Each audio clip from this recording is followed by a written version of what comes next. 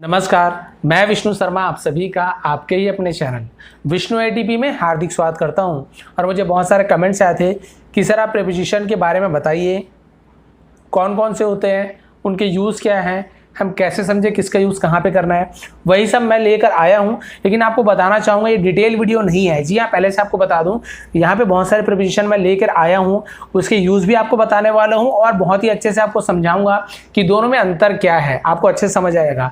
लेकिन इसका मतलब ये नहीं कि यहाँ पर जो लिखा हूँ केवल यहीं तक के मतलब सीमित है।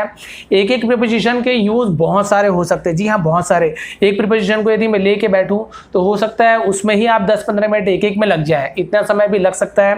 और आप यदि आप बोले तो मैं एक एक के ऊपर डिटेल में बाद में वीडियो मतलब धीरे धीरे बनाते जाऊंगा, जो कि ग्रामर के अंतर्गत आता है। और अलग अलग मैं यहाँ पे एक एक प्रीपोजिशन के ऊपर, मॉडल्स के ऊपर अलग अलग वीडियो में बना के लाऊंगा। लेकिन यहाँ पे मैं क्या करना चाहता हूँ, आपको ये बताना चाहता हूँ कि प्रीपोजिशन के अंदर क्या क्या आता है, उसके यूज़ क्या क्या है, कैसे आपको पता चले किसका यूज़ कब करना है।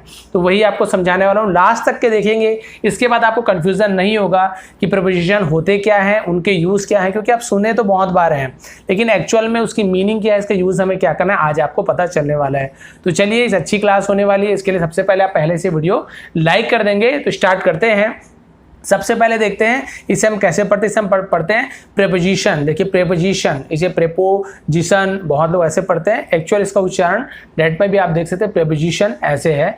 उसके बाद देखते हैं इसका मतलब क्या होता है। संबंध सूचक अवयव। अब ये हिंदी में आपको समझ नहीं आ रहा होगा, मालूम बहुत से लोग को। इसका मतलब होता है संबंध सूचक, यानी दो संज्ञा या फिर दो सर्वनाम या संज्ञा सर्वनाम के बीच में जो संबंध बताता है। संज्ञा क्या होता है, कोई भी व्यक्ति, वस्तु, स्थान, उनके नाम को संज्ञा कहते हैं। सर्वनाम क्या होता है, जो इन व्यक्ति, वस्तु या स्थान वगैरह है उनके जगह जो हम यूज करते हैं। जैसे एक आदमी है, उसके जगह हम क्या बोल सकते हैं, वह, उसने, तुम, आपने। तो ये सब क्या हो गया, संज्ञा के बंद यूज किए वो सर्वनाम हो गया। तो क्लियर हो गया, संज्ञा सर्वनाम जिसे नाउन और प्रोनाउन कहते हैं इंग्लिश में। अब ये हो गया, इतना आपको समझ आ गया। तो अब इसका देखते हैं मीनिंग। एक संज्ञा सर्वनाम, संज्ञा या सर्वनाम या फिर संज्ञा और सर्वनाम का संबंध दूसरे संज्ञा या सर्वनाम के साथ, एक संज्ञा सर्वनाम का संबंध दूसरे संज्ञा सर्वनाम के साथ जब संबंध बताता है तो उसे हम क्या कहते हैं, प्रीपोजिशन कहते हैं। देखिए प्रीपोजिशन का प्रयोग स्थिति के अनुसार अलग अलग किया जाता है। स्थिति के अनुसार का मतलब क्या है, अभी आपको एग्जांपल दूंगा तो आपको समझ आ जाएगा कि वही प्रीपोजिशन का यूज स्थान के लिए अलग हो रहा है, वही प्रीपोजिशन का यूज किसी व्यक्ति वस्तु के लिए अलग हो रहा है। तो वो सब आपको अभी समझने को मिलेगा। तो ये क्लियर हो गया, संज्ञा से दूसरे संज्ञा का या फिर सर्वनाम से दूसरे सर्वनाम का एक दूसरे संबंध बताता है प्रीपोजिशन। अब देखते हैं प्रीपोजिशन में क्या क्या आ रहा है। सबसे पहले प्रीपोजिशन देखते हैं, उसमें एट और इन। आप सभी सुने होंगे एट। अब एट का प्रयोग कब करते हैं, स्थान के आधार पर बता रहा हूँ। जैसे मैंने लिखा था वहां पे, जो उसका उदाहरण है कि स्थिति के अनुसार अलग अलग किया जाता है उसका उपयोग। तो देखिए यहाँ पे स्थान, किसी स्थान के बारे में क्या क्या उपयोग हो सकता है। सबसे पहले देखिए एट का यूज कब करते हैं, छोटे स्थानों के लिए। स्थान छोटा बड़ा से मतलब ये है, जैसे बड़ी सिटी है कोई, या कोई देश है, बड़ा स्थान है, तो उसमें जब हम यूज करते हैं उसके लिए हम क्या यूज करते हैं, इन। देखिए लिखा हुआ है, बड़े स्थान के लिए इन का यूज करते हैं। और छोटे स्थान यानी कि छोटा शहर है, कोई गांव है, छोटी जगह है, तो उसके लिए हम एट का यूज करते हैं। बस ये चीज आप ध्यान रखेंगे। एट यानी, और दोनों का मतलब क्या होता है, में। जैसे एग्जाम्पल में आप समझ जाएंगे, में इसका मतलब में होता है, लेकिन एट का यूज कब करते हैं, छोटे स्थान के लिए। बड़े स्थान के लिए हम इन का यूज करते हैं। एग्जाम्पल देखेंगे आपको अभी समझ आ जाएगा। देखिए, my friend lived eight Rampur. मेरा दोस्त, माई फ्रेंड मेरा दोस्त, लिव्ड रहता था, कहाँ रहता था, एट यानी में, एट यानी पर भी होता है, बताया ना, अलग जगह अलग अलग यूज होता है। में रामपुर यानी रामपुर में मेरा दोस्त रहता था। लिव्ड पास्ट टेंस है, मतलब सेकंड टेंस है, सॉरी सेकंड इसका वर्ब का सेकंड फॉर्म है, इसे लिव्ड लिखा हुआ है। लिव यानी रहना, लिव्ड यानी रहता था। समझ, my friend lived eight Rampur, मेरा दोस्त रामपुर में रहता था। अब में इसका मतलब तो में हो गया, रामपुर में रहता था। लेकिन हम एट क्यों लगाए यहाँ पे, एट इससे लगाए क्योंकि जो रामपुर है ये बहुत बड़ी जगह नहीं है, बहुत जैसे बड़ी सिटी हो गई या बड़ा देश हो गया, तो बड़ी जगह नहीं है, इसलिए हम यहाँ पे एट लगाए हैं। ठीक है, अब उसके बाद देखते हैं, अब यहीं पे देखते हैं, माई फ्रेंड लिव्ड, मेरा दोस्त रहता था, इन इंडिया, इंडिया में, इंडिया में यानी भारत में। अब इंडिया जगह का नाम है। अब आप सभी को पता है इंडिया देश है, हम इंडिया में रहते हैं, जो इंडिया में रहते हैं, तो इंडिया एक देश है। तो देश बड़ा है, बहुत बड़ा है, तो इसलिए हम इन का यूज़ किए हैं। और ये जो रामपुर जो जगह है वो क्या है, छोटी जगह है, इसलिए यहाँ पर एट का यूज़ किया है। तो ये आप ध्यान रखेंगे, जब आप किसी बड़ी जगह, बड़ी सिटी के बारे में बात कर रहे हो, बड़ी जगह के बारे में बात कर रहे हो, तो वहाँ पे आप इन का यूज़ करेंगे, में रहते हैं।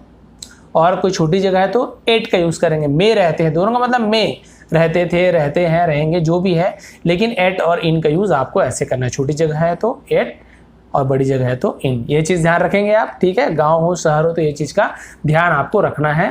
अब छोटा जगह की बड़ा जगह है, थोड़ा सा आप लोग को आपको थोड़ा सा उसमें मतलब देखना पड़ेगा कि छोटा जगह कौन सा है, बड़ा जगह कौन सा है, लेकिन नियम ये है। क्लियर हो गया एट और इन का यूज़। अब देखते हैं, आगे बढ़ते हैं। उसके बाद अब वही जैसे इन का यूज़ यहाँ पे बताया बड़े स्थान के लिए, अब यहाँ भी लिखा हुआ है इन, यहाँ पे इन का मतलब तो मैंने बता दिया, लेकिन यहाँ पे भी इन लिखा हुआ, अलग से लिखा हूँ। क्यों अलग से लिखा हूँ? स्थान के हिसाब से इसका यूज़ ये होगा, और यहाँ पे वस्तु या व्यक्ति के हिसाब से इसका यूज़ इस प्रकार से करना है। इसलिए मैंने बताया कि अलग अलग जगह अलग अलग इसका यूज़ होता है, और बहुत सारे यूज़ होते हैं, लेकिन अभी मेन आपको बता देता हूँ। अब देखिए यहाँ पे क्या बोल रहा है, इन का यूज़। यहाँ पे इन का यूज़ देखिए क्या है, न हिलते वस्तुओं के लिए, यानी कि मान के चलिए न हिलते निर्जीव वस्तुएं, जो हिलते डुलते नहीं है, चलते फिरते नहीं है, निर्जीव वस्तुएं जिनमें जान नहीं है, उनके लिए हम इन का यूज़ करेंगे। इन का मतलब होता है में या फिर भीतर, किसी के अंदर जाना, कहीं अंदर जाना, या फिर में, दोनों का मतलब इन होता है। उसी प्रकार से इनटू का मतलब भी में होता है या किसी के भीतर जाना, लेकिन इनटू का यूज़ कब करते हैं, हिलने वाले या जीवित वस्तु, वही हिलने वाले यानी जीवित, यानी जो जीवित प्राणी है, जो हिलते डुलते हैं, चलते फिरते हैं, पशु पक्षी हो गए, व्यक्ति हो गए, तो वहाँ पे हम क्या लगाएंगे, इनटू का यूज़ करेंगे। और जो निर्जीव है वहाँ पे इन का यूज़ करेंगे। जैसे एग्जांपल देखिए, there were some shoes in अलमीरा, ठीक है, देयर वर वहाँ थे, क्या थे, सम शूज यानी कुछ जूते, इन अलमीरा, अलमीरा में, अलमीरा में क्या थे, कुछ जूते थे, ठीक है। अब में अलमीरा में थे तो इन यानी में हो गया, लेकिन मैंने क्या बताया, इन यानी न हिलते डुलते वस्तु, यानी जो जीवित नहीं है, तो there was some shoes, shoes के बारे में बात हो रही है, शूज यानी जूता, जीवित नहीं है, इसलिए इन का यूज़ किए हैं। आप ऐसे भी बोल सकते हैं कि अलमीरा के अंदर, ये भी हो सकता है इसका मतलब, लेकिन इन यानी में, ठीक है। अब अंदर, अब यहाँ पे देखते हैं सेकंड एग्जांपल, तो आप समझ गए, शूज निर्जीव से इन लगा है। He went into the shop, he went वह गया, इनटू यानी भीतर या फिर में, द शॉप, शॉप यानी दुकान, वह दुकान के भीतर गया या फिर वह दुकान में गया, दोनों का मतलब वही है, वह दुकान में गया यानी दुकान के अंदर ही गया, या फिर वह दुकान के भीतर गया, तो दोनों में हम इनटू का यूज़ कर रहे हैं, में या फिर भीतर, आप कुछ भी बोल सकते हैं। लेकिन वह गया तो वह किसके लिए यूज़ करते हैं हम, ही, कोई जो जीवित, जो जैसे व्यक्ति है और वो पुरुष है तो हम ही का यूज़ करते हैं, और स्त्री है तो हम सी का यूज़ करते हैं। तो भाई सीधी सी बात है, पुरुष है, वह है, तो वो जीवित प्राणी भी ही आएगा, तो वह गया, भाई जीवित आदमी तो जाएगा, मरा हुआ आदमी थोड़ी जाएगा। He went into the shop, वह गया, कहाँ गया, शॉप के भीतर, दुकान के भीतर। तो देखिए यहाँ पे इन या फिर में का यूज़ करें तो हम इनटू का यूज़ किए हैं, में या फिर भीतर में इनटू का यूज़ किए हैं, और यहाँ पे केवल इन का यूज़ किया है, क्योंकि निर्जीव वस्तु में इन का यूज़ करते हैं जब हम में बोलते हैं या फिर भीतर बोलते हैं, और यहाँ पे he went into the shop, तो इनटू का यूज़ किए हैं जब कोई हिलने डुलने वाला वस्तु यानी कि कोई जीवित प्राणी हो, तो फिर हम वहाँ पे इनटू का यूज़ करते हैं। ये भी क्लियर हो गया होगा, अच्छे से मैं थोड़ा डिटेल में समझा रहा हूँ ताकि आपको कंफ्यूजन बिल्कुल भी ना रहे। कोई भी कंफ्यूजन होगा आप नीचे कमेंट करेंगे। में और भीतर क्यों लिखा हूँ समझ गए।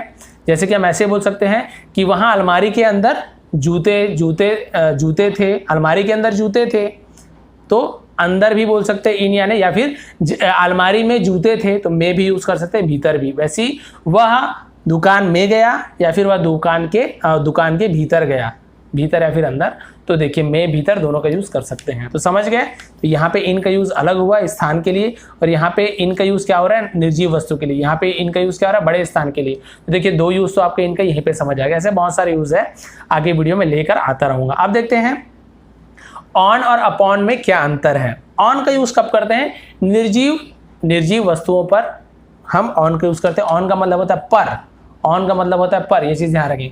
अपॉन का मतलब भी होता है पर, दोनों का मीनिंग देखिए पर होता है। ऑन यानी भी पर, अपॉन यानी भी पर। पर यानी वो पंख, पक्षी का पंख वाला पर नहीं, पर यानी किसी के ऊपर हम बोलते हैं ना, वो वाला पर, ठीक है। तो लेकिन यहाँ पे देखिए इसका मीनिंग निर्जीव वस्तु रहेगा, कोई चीज़, किसी की निर्जीव वस्तु के बारे में बात करेंगे कि यहाँ पर रखा है, उसके ऊपर ऐसे रखा है, यहाँ पर है, वहाँ पर है, तो हम ऑन का यूज़ करेंगे। और सजीव उसके ऊपर बैठ गया, उसके ऊपर कूद गया, उसके ऊपर चल गया, तो वो सजीव है। बैठ गया, दौड़ गया, कूद गया, तो वो सजीव है। तो सजीव यानी जो जीवित है, हिलता डुलता है, तो उस पर हम अपॉन का यूज करेंगे। ठीक है, ये क्लियर हो गया। अब इसका एग्जाम्पल देख लेते हैं। जैसे लिखा हुआ है, there was a pair of shoes on the table. There was यानी वहां थे, क्या थे, अ पेयर, पेयर यानी होता है जोड़ी, एक जोड़ी, ऑफ शूज जूतों के, ऑन द टेबल, टेबल पर, टेबल यानी मेज होता है, मेज पर एक जोड़ी जूते थे। अब देखिए शूज यानी क्या हुआ, निर्जीव, जान नहीं है इसमें, इसलिए ऑन के, ऑन यानी पर, मैंने बताया ना, शूज ऑन द टेबल यानी टेबल पर, मेज पर, तो ऑन यानी होता है पर। तो देखिए शूज के बाद हमने ऑन का यूज किया क्योंकि ये निर्जीव है, तो लिखा हुआ निर्जीव के बाद ऑन का यूज करना है पर के लिए। ठीक है, अब यहाँ पे देखिए सेकंड एग्जांपल देखते हैं। A lion sprang upon a cow. A lion sprang, sprang यानी होता है जिसे हम कहते हैं कि झपट्टा मारना, झपट्टा मारना, उसे हम स्प्रैंग कहते हैं। अ लायन स्प्रैंग, लायन ने क्या किया, शेर ने क्या किया, झपट्टा मारा, किस पर, अपॉन अ काउ, अपॉन पर, अ काउ यानी एक गाय, सॉरी एक गाय पर, काउ यानी गाय, एक गाय पर एक शेर ने क्या किया, झपट्टा मारा। तो देखिए पर, गाय पर। अब यहाँ पे देखिए गाय के बारे में बात करें, अ काउ, और लायन के बारे में बात करें कि लायन ने गाय पर झपट्टा मारा, गाय पर। तो यहाँ पे देखिए जीवित है, गाय क्या है, जीवित है, इसलिए हम अपॉन का यूज किए यहाँ पे। शेर क्या है, जीवित है, इसलिए अपॉन का यूज किए। लेकिन यहाँ पे शूज, टेबल, ये सब क्या है, निर्जीव है, इसलिए ऑन का यूज हमने यहाँ पे किया है। तो ये चीज आप ध्यान देंगे कि जो भी यहाँ पे नाउन है जिसके बारे में बात हो रही है, तो वहां पे हम क्या करने वाले हैं, निर्जीव है तो ऑन, सजीव है, जीवित है तो अपॉन। दोनों का मतलब देखिए पर है, समझ गया ना। एक टेबल पर एक जोड़ी जूते रखे हुए थे, पर गाय पर शेर ने झपट्टा मारा, गाय पर या फिर गाय के ऊपर पर का यूज हो रहा है, तो यहाँ पे समझ गया हम, निर्जीव के लिए ऑन और सजीव के लिए अपॉन। क्लियर हो गया। ये दोनों प्रीपोजिशन है, अलग अलग है, सभी का अलग अलग यूज होता है, लेकिन यहाँ पे क्या है, दोनों का मीनिंग एक है, इसलिए मैं यहाँ पे एक एक साथ ले रहा हूँ ताकि आपको और अच्छे से समझ आ जाए। ठीक है, अब थोड़ा सा बच गया और उसके बाद देखते हैं, यही लास्ट पेज है।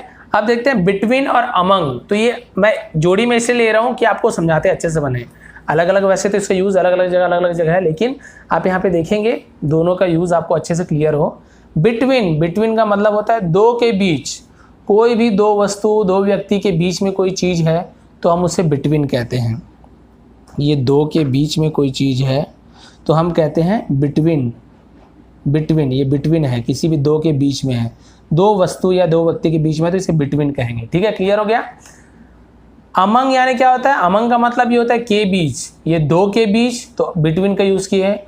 और अमंग का मतलब क्या होता है, दो से अधिक के बीच, बहुत लोगों के बीच, ऐसे बहुत लोग हैं, अब इनके बीच में कहीं पर है, या फिर ऐसे है इनके बीच में है, यानी दो से ज़्यादा हो, तीन हो, चार हो, हजार हो, दो के बीच में है तो बिटवीन, अब बहुत सारे के बीच में है तो अमंग। ये देखिए, ये एकदम अच्छे से क्लियर हो गया आपको।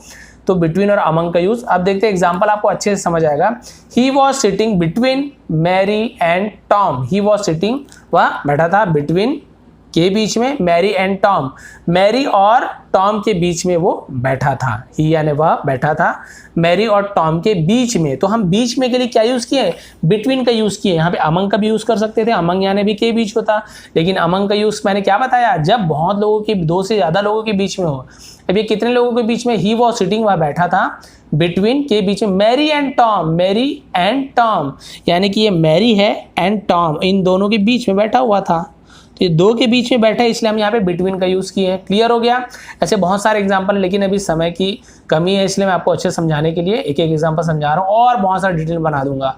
उसके बाद देखिए, जैसे आप बोल सकते हैं बिटवीन टू सिटी है, बिटवीन टू सिटी, दो शहरों के बीच में, बिटवीन टू टेबल, दो टेबल के बीच में, बिटवीन टू फ्रूट्स, दो फलों के बीच में। इस प्रकार से आप दो से जब बीच में बात करते हैं तो हम बिटवीन का यूज़ करते हैं, बिटवीन का। अब देखिए among, she was chosen from among many student, है ना, स्टूडेंट्स।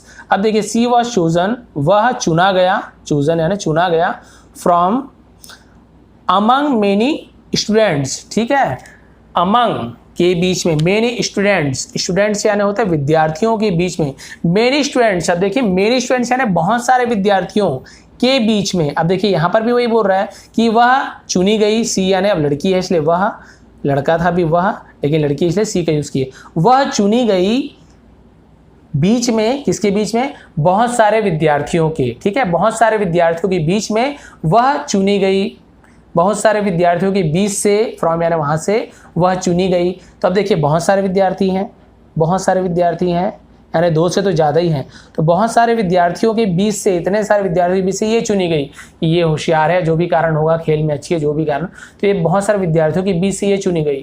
तो बहुत सारे के बीच से चुनी गई, के बीच से चुनी गई, इसलिए अमंग लगाए हैं।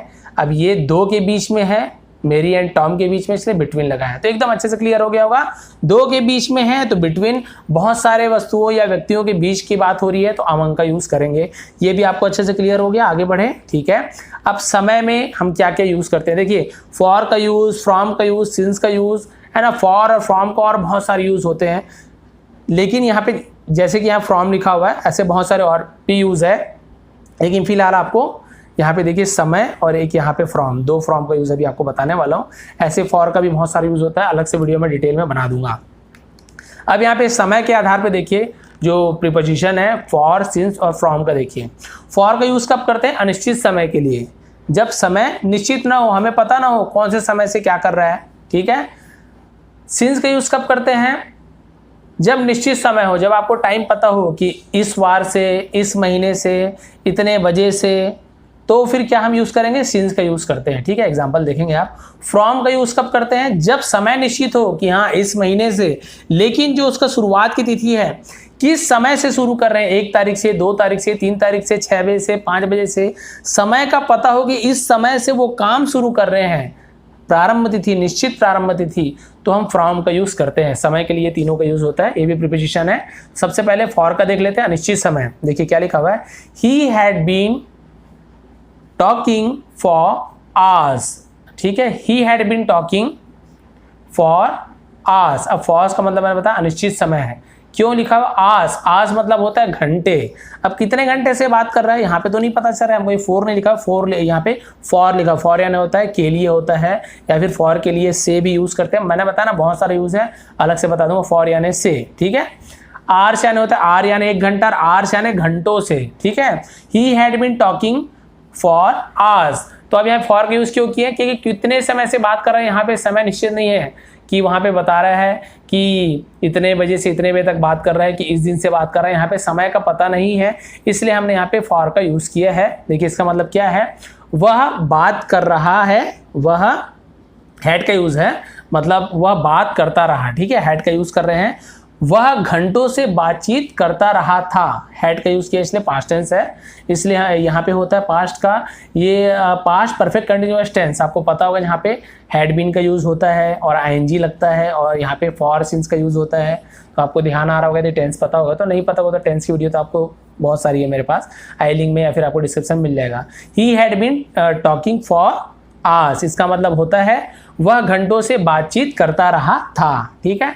अब कितने घंटे से कर रहा है वो तो नहीं पता, इसलिए हमने फॉर का यूज़ किया, अनिश्चित समय है। अब दूसरा देखते हैं, I have been here since Monday. I have been here since Monday. अब यहाँ पे देखिए सिंस क्यों लगा? मंडे, यानी आपको दिन बता रहा है कब से मैं यहाँ रह रहा हूँ। आई हैव बीन हियर, मैं यहाँ रह रहा हूँ, सिंस मंडे, कब से? मंडे से, यानी सोमवार से मैं यहाँ रह रहा हूँ या फिर यहाँ पर हूँ, सोमवार से मैं यहाँ पर हूँ, ठीक है। अब देखिए यहाँ पे सिंस का यूज़ किया क्योंकि मंडे समय हमको पता है, या जुलाई से, या 2:30 बजे से, या 3 बजे से, कोई समय फिक्स बता रहे इतने बजे से इतने, या 1947 से रह रहा हूँ, 1980 से रह रहा हूँ। डेट सन दिया हो, टाइम दिया हो, डेट दिया हो, वार दिया हो, महीना दिया हो, तो आप समझ जाइए वहाँ पे हमें सिंस का यूज़ करना, क्योंकि हमें पता है कब से रह रहा है और यहाँ पे समय नहीं पता। तीसरा मैंने क्या बताया था, फ्रॉम का यूज़ कब करते हैं? समय में निश्चित प्रारंभ तिथि, जब आपको तिथि पता हो कब से, तो हम वहाँ पे फ्रॉम का यूज़ करेंगे। अब मंडे लिखा हुआ है, लेकिन मंडे कौन सा मंडे? कोई भी मंडे हो सकता है, कितने तारीख से ये नहीं पता चल रहा है। आपको तारीख क्लियर हो, टाइम क्लियर हो, तो फिर हम वहाँ पे फ्रॉम का यूज़ करते हैं। कोई भी चीज़ आप प्रारंभ करते हैं काम का, तो जो तिथि उसका डेट वगैरह आपको पता हो, शुरुआती डेट कब से चालू करें, तो हम फ्रॉम का यूज़ करते हैं, ठीक है। तो देखिए आई कमेंस का मतलब होता है किसी चीज़ का प्रारंभ करना, ठीक है। आई कमेंस माई वर्क फ्रॉम 1 जुलाई, तो इसका मतलब क्या हुआ, मैंने अपना काम 1 जुलाई से प्रारंभ किया।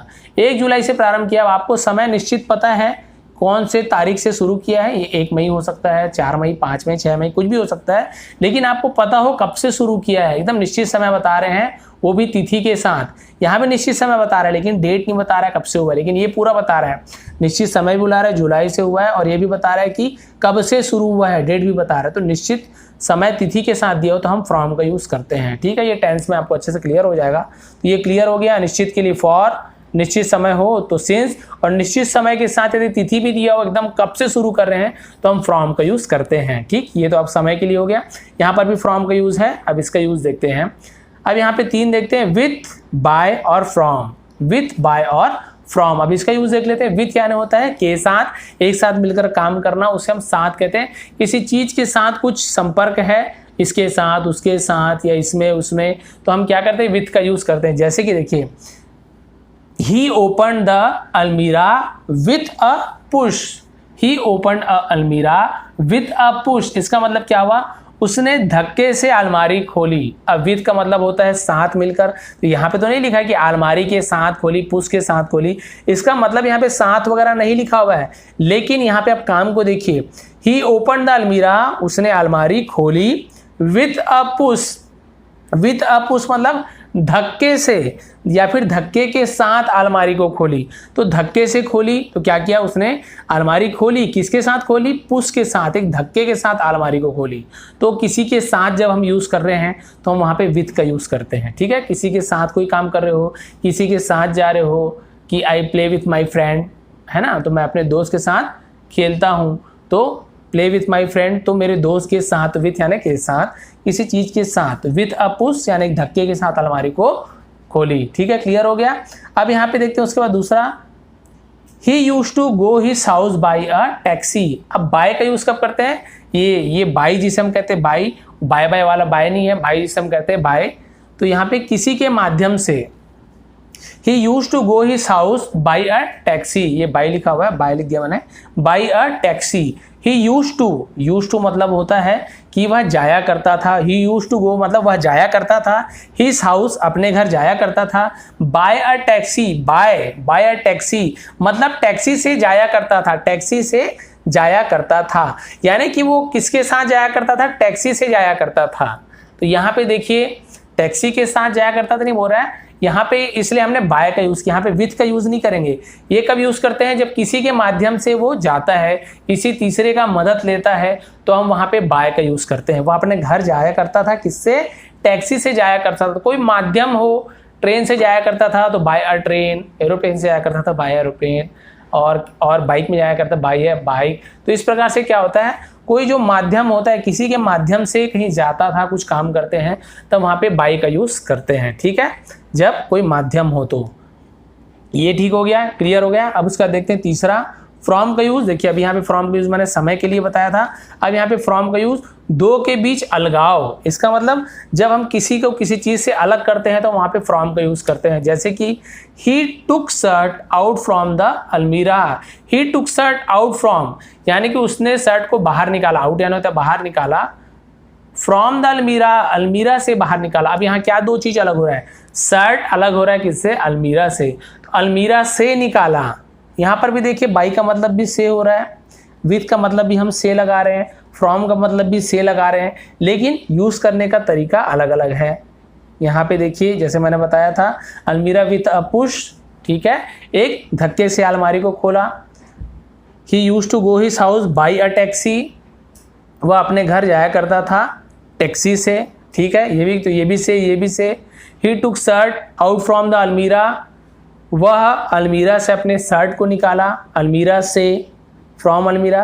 तो तीनों का मतलब से हो रहा है, लेकिन यहाँ पे ग्रामर इसलिए पढ़ते हैं कि हमें पता चले कि उस से का यूज हमें कहाँ पे विथ के रूप में करना है, कहाँ पे बाई के रूप में करना है, कहाँ पे फ्रॉम के रूप में यूज करना है। तो जब हम दो चीज को अलग कर रहे हैं, अलमीरा से निकाला, उससे निकाला, पैकेट से हमने चिप्स को निकाल लिया, ढक्कन को पेन से निकाल लिया, तो वहां पे फ्रॉम का यूज कर रहे हैं। इसके साथ गया, उसमें बैठ के गया, उसके साथ गया, तो वहां पे हम यदि किसी तीसरे का यूज कर रहे हैं तो वहां पे बाय का यूज कर रहे हैं। और यदि दो व्यक्ति मिलके, मतलब दो कोई चीज मिलके, कोई वस्तु मिलके कुछ काम कर रहा है, किसी वक्त किसी चीज़ का कोई काम कर रहा है तो वहाँ पे विथ का यूज़ करते हैं। ठीक है, इसके ऊपर डिटेल से वीडियो और बनाना पड़ेगा, हो सकता है आपको इसमें कन्फ्यूज़न हो, क्योंकि यहाँ पे बहुत डिटेल में लिखा हुआ है, बहुत अच्छे से लिखा हुआ है, लेकिन बहुत से लोग को हो सकता है यहाँ पे कन्फ्यूज़न हो। तो वही कन्फ्यूज़न आप लोग को यदि कुछ भी प्रॉब्लम हो तो कमेंट करेंगे, तो उसे मैं क्लियरिफाई करने की कोशिश करूँगा।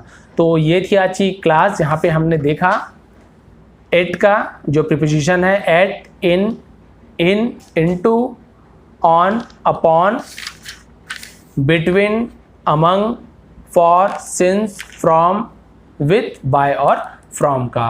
तो ये थी पूरी क्लास। कुछ भी कन्फ्यूज़न हो प्लीज़ कमेंट करेंगे, और यदि आपको आज की क्लास मेरी मेहनत पसंद आए तो प्लीज़ लाइक शेयर जरूर करें। चैनल पर नए हैं तो लाइक सब्सक्राइब करना ना भूलें, और ऑल को प्रेस करके बेल आइकन को जरूर दबाएं, ताकि मेरी सभी वीडियो सबसे पहले आप तक मिल सके। आप सभी का बहुत बहुत धन्यवाद।